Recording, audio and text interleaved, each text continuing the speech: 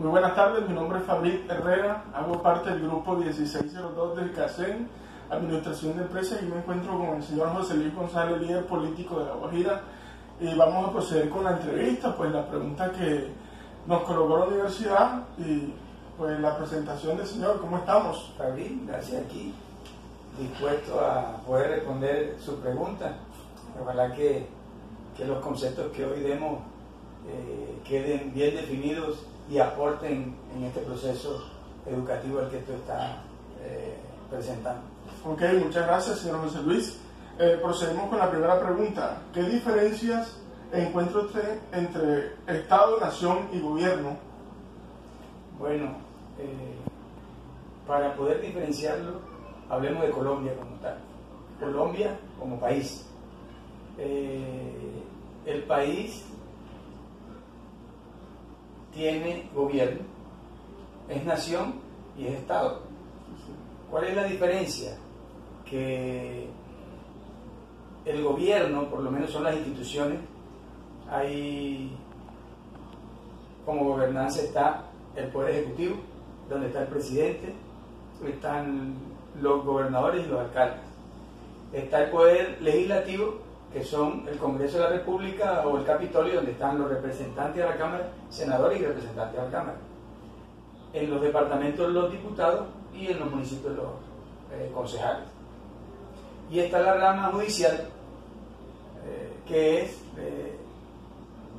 las altas cortes, Corte Suprema de Justicia, Consejo de Estado, Corte Constitucional, Consejo Superior de la Judicatura, los tribunales, los jueces. Eso tiene que ver con gobernanza, gobierno como tal. Pero la nación tiene que ver con territorio, tiene que ver con límites, tiene que ver con la población, con la demografía, con el lenguaje. Fíjate que en Colombia, a pesar de que tenemos más de 40 etnias con diferentes lenguas, aquí hablamos el castellano o el español. Eso hace que nos identifiquemos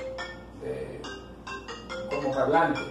Entonces, todas estas situaciones que dije, territorio, límites, personas, demografía, lengua, hacen que nos delimitemos como una nación.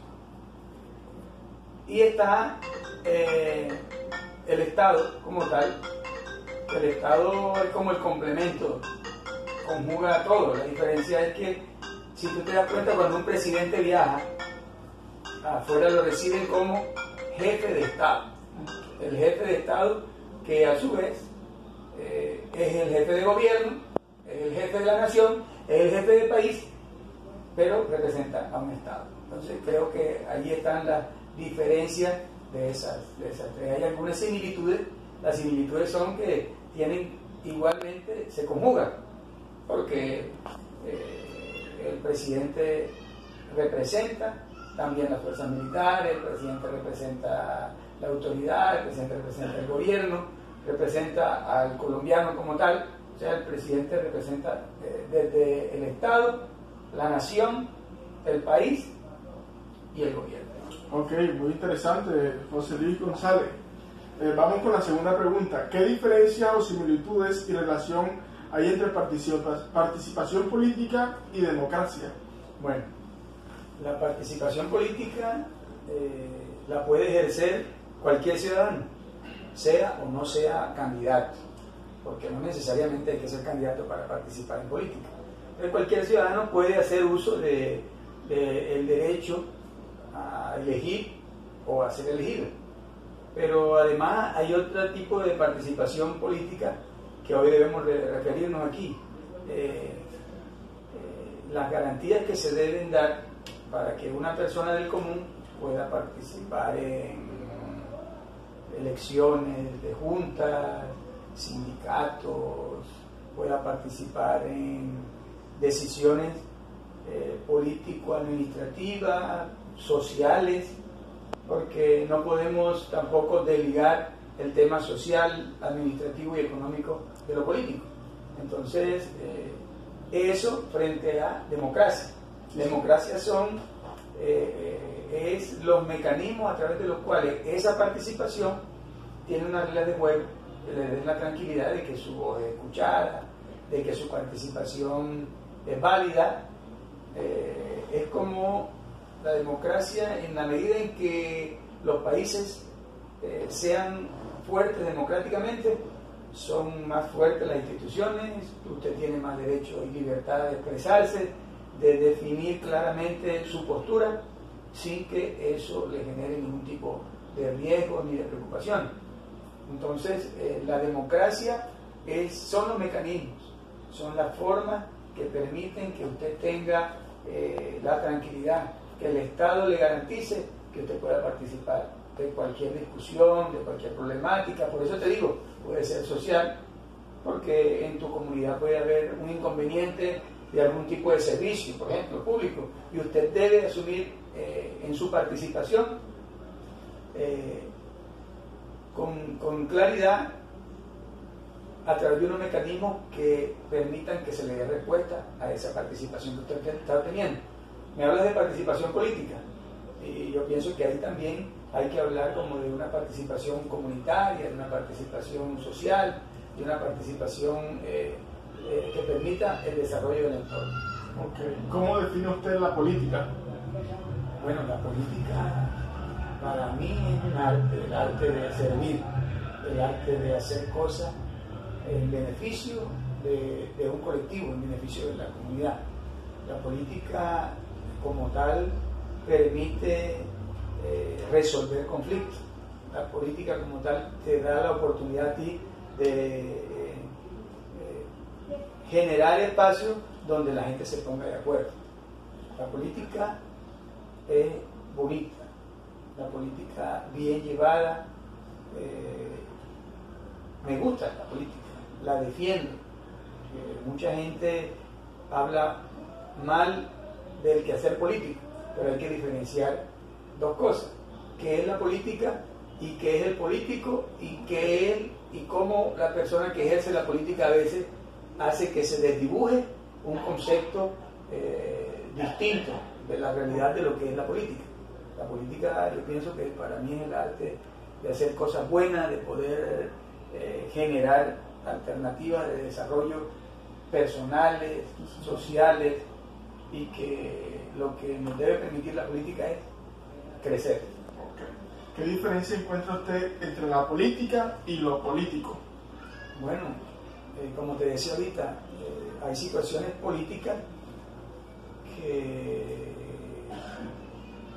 en mi concepto deberían siempre estar por encima del bien común. Te voy a poner un ejemplo de algo en lo que en mi paso de experiencia política se dio y fui muy criticado por los mismos amigos políticos. Voy a poner el ejemplo del hospital de Maicao. Yo cuando fui gobernador, yo no tuve el acompañamiento del director del hospital de Maicao. En ese momento era José Octaviano Liñán Murgas y su equipo de trabajo. Ellos no nos acompañaron, decían que nosotros no representábamos sus intereses. Si yo ganaba de pronto el hospital, que fue una idea de Liñán y sus amigos, de pronto no se hacía. Nosotros ganamos, y sin embargo creo que el primer giro que hicimos al hospital de Maicao fue de 17.500 millones de pesos, y Liñán siguió como director, y aplaudimos la disposición de él de poder resolver para Maicao algo importante, como era un hospital que en principio se habló que fuera binacional, que fuera un hospital de tercer y cuarto nivel, de alta complejidad, un hospital que fuera referencia para la costa, con helipuertos, con una cantidad de situaciones que llamaban la atención y que a mí me pareció que era importante que se resolviera. Sin embargo, fíjate que a él se le venció el periodo, por esos periodos eran creo que de 3 años, 4 años, y nosotros lo reelegimos. Políticamente, mis compañeros de grupo criticaron el hecho que yo reeligiera a Liñán porque no me había acompañado. Pero si yo te soy sincero, para llegar al ejemplo de la política y lo político, yo preferí que siguiera Liñán y no poner a cualquier amigo que pudiera ser el director del hospital. pero yo lo que quería era que primara en principio la construcción de ese hospital, el pensamiento, la claridad. Muy independientemente de que me acompañara o no, yo siempre respeté el concepto de la administración que hacía Liñán como médico, pero además durante todos los años que tuvo en el hospital antiguo, me pareció que gerenció de alguna manera que daba tranquilidad, y lo elegimos nuevamente para que siguiera de director, y continuamos haciendo una inversión en una segunda etapa que creo que fue de 5.000 millones de pesos. Bueno, y pasó el debate, y tanto fue que en el próximo debate Liñán tampoco acompañó nuestro candidato a la gobernación. Bueno, y eso se respeta, porque en realidad, como te digo, eso es la política, eso es la política. Lamentablemente, muy a pesar de que Liñán no me acompañó, el amigo de él, a quien él acompañó las 2 veces, después lo sacó. Entonces son cosas que no entiendo, y que me parece a mí que, pues sin rayar en eso, el hecho de que haber sacado a Liñán en esa segunda oportunidad, el hospital comenzó a crear problemas, tanto que hoy, fíjate, está intervenido. Entonces son decisiones políticas que a veces nos afectan a todos y que uno a veces no las entiende.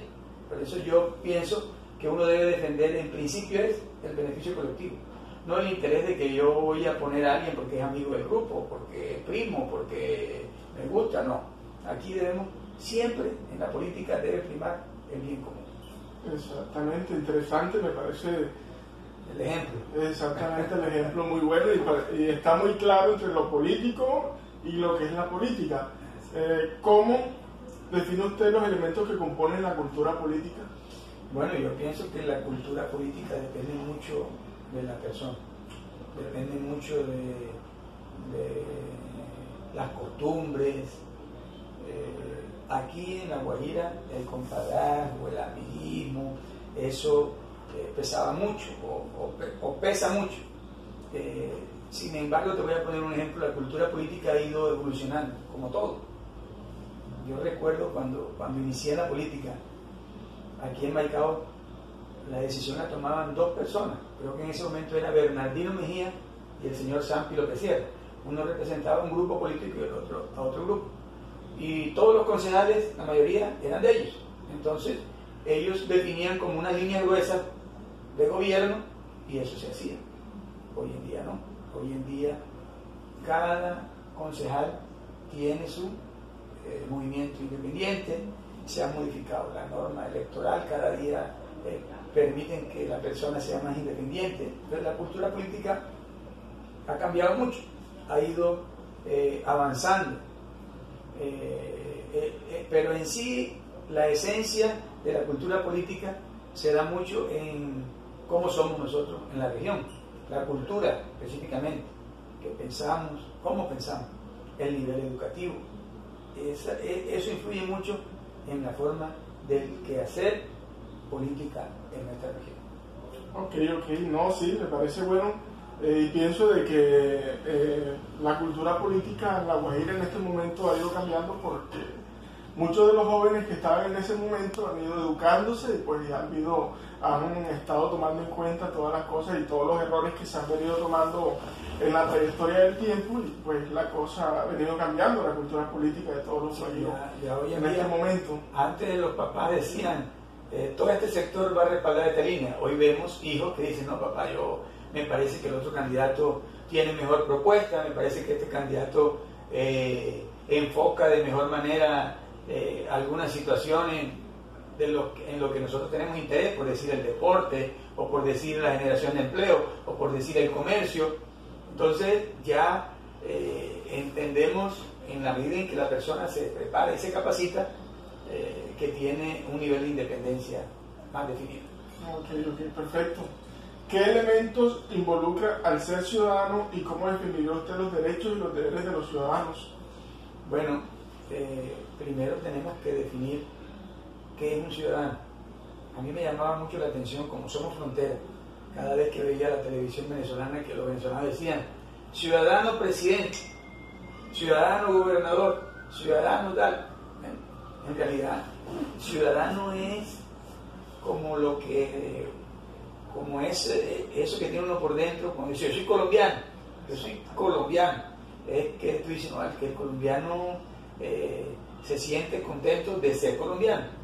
Entonces, uno dice, de la costa, del interior, soy colombiano, uno se encuentra en el exterior y el colombiano se busca con el colombiano o con el de su región. El ciudadano como tal representa es el orgullo por el área territorial que representa. Entonces, la pregunta específicamente era, ¿qué representa ser ciudadano? La pregunta es, ¿qué elementos involucra al ser ciudadano? Okay. ¿Y cómo define usted los derechos y los deberes de los ciudadanos? Bueno, entonces el ciudadano, te repito que es la persona esa que se siente orgulloso de su territorio. Y te hago énfasis en eso porque mira que se han presentado situaciones en las que uno pide la nacionalidad de otro país. Cuando tú pides la nacionalidad de otro país es porque trabajas allá, sientes que ha generado desarrollo en ese país. Y te pongo el ejemplo de los jugadores. Ha habido argentinos que son nacionalizados en España y resulta que se ha presentado casos en el que nació en Argentina se nacionalizó en España y está en la selección de España y no en la selección de Argentina. Y a los argentinos eso les duele, le dicen, pero si él es argentino, ¿por qué va a representar a España? Entonces la ciudadanía, como te digo, es eso del orgullo, de la territorialidad, claro, del sentir que yo soy colombiano. Entonces, el ser colombiano también a ti, en la pregunta que tú me haces, te exige regirte por una reglamentación. Tú tienes unos deberes, unos derechos, Hay derechos que son fundamentales. ¿Cuáles son los derechos fundamentales? El derecho a la vida, el derecho a la educación, eso está bien claro, el derecho a la salud, son derechos fundamentales. Hay otros derechos sociales, el derecho a participar, el derecho a la reunión, el derecho a la convocatoria, el derecho de petición, el derecho a que tú presentes un escrito y tienen que responderte. Hay una cantidad de derechos. También hay unos deberes. Nosotros tenemos que respetar, dentro de los deberes que tenemos, es respetar las leyes que rigen a esa nación a la que nosotros somos ciudadanos. Es la primera, respetar las normas y las leyes, respetar la autoridad, respetar la honra de otra persona. Entonces, ese tema de los deberes y los derechos está bien claro y contemplado en la Constitución. Ok, bueno, queremos darle las gracias en nombre de la universidad por darnos la oportunidad de escucharlo y por tener en cuenta todos esos conceptos que usted tiene con respecto a la política y a la cultura política que nos rige en cada momento. Bueno. Entonces, de antemano, pues muchas gracias y de veras éxitos en todas sus labores de democracia en el departamento de La Guajira. Muchas gracias. No, espero que los conceptos estos pues sirvan en el proceso de desarrollo y de educación en la Universidad de La Guajira. Muchas gracias.